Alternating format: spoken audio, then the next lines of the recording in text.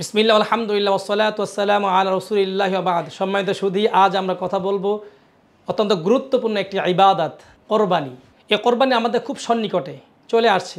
আল্লাহ তাআলা প্রত্যেক বছর এই কোরবানি আমাদের মাঝে নিয়ে আসেন। এই কোরবানি শুধু আমাদের জন্যই নির্ধারণ ছিল না, এই কোরবানি ছিল যুগ যুগ ধরে প্রত্যেক জামানায়।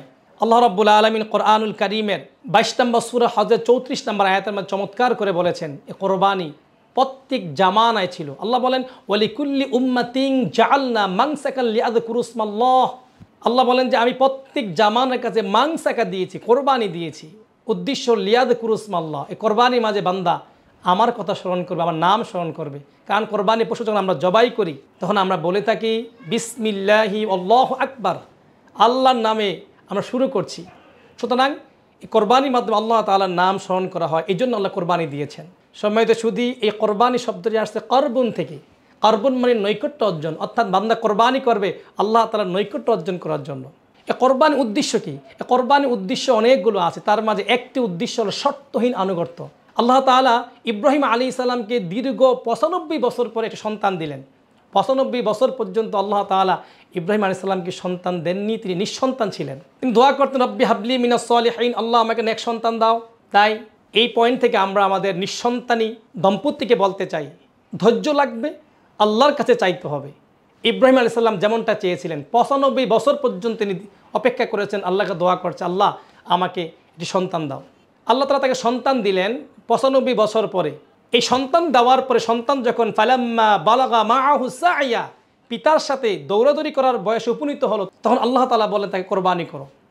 সম্মানিত সুধী, 95 বছর পরে একটি প্রাপ্ত সন্তান কতটুকু স্নেহের ভালোবাসার হয় সেটা আপনারা জানেন। সেই সন্তান কোরবানির আদেশ এসেছে, তখন ইব্রাহিম আলাইহিস সালাম একটি মুহূর্তের জন্য চিন্তা করেন নাই। আল্লাহ বলেছেন, তাই তিনি শর্তহীন আনুগত্য প্রকাশ করলেন, সন্তানকে অফার করলেন, সন্তানও রাজি হয়ে গেল। সুতরাং এই কোরবানির মূল উদ্দেশ্য হলো শর্তহীন আনুগত্য।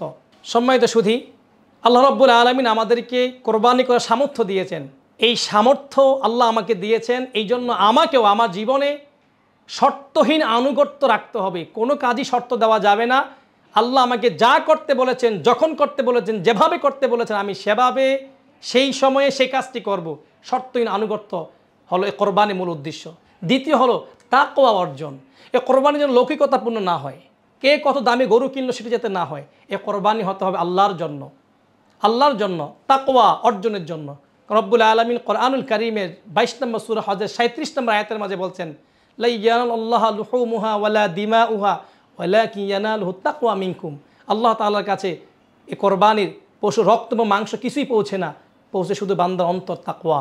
এই জন্য তাকওয়া, আল্লাহ ভীতি রেখে আল্লাহর জন্য কোরবানি করছি, লোক দেখানোর জন্য নয়। ছেলেকে বিয়ে করেছি, মেয়েকে বিয়ে দিয়েছি, বিয়ের লোকজন কী বলবে, কোরবানি না দিলে প্রতিবেশী কী বলবে, সামর্থ্য নাই ঋণ করতে হবে, সামর্থ্য নাই টাকা যে কোনোভাবে অর্জন করতে হবে, তারপর কোরবানি করতে হবে, এই উদ্দেশ্য নয়।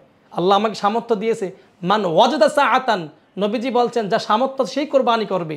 এই জন্য আমরা আল্লাহর জন্য কোরবানি করব। এই দুটি উদ্দেশ্য আমাদের থাকা দরকার কোরবানির পিছনে, এক শর্তহীন আনুগত্য, দুই তাকওয়া অর্জন। আসুন আমরা দুইটি এই উদ্দেশ্যকে সামনে রেখে কোরবানি করি। আল্লাহ তৌফিক দান করুক, আমিন। আসসালামু আলাইকুম ওয়া রাহমাতুল্লাহি তাআলা ওয়া বারাকাতুহু।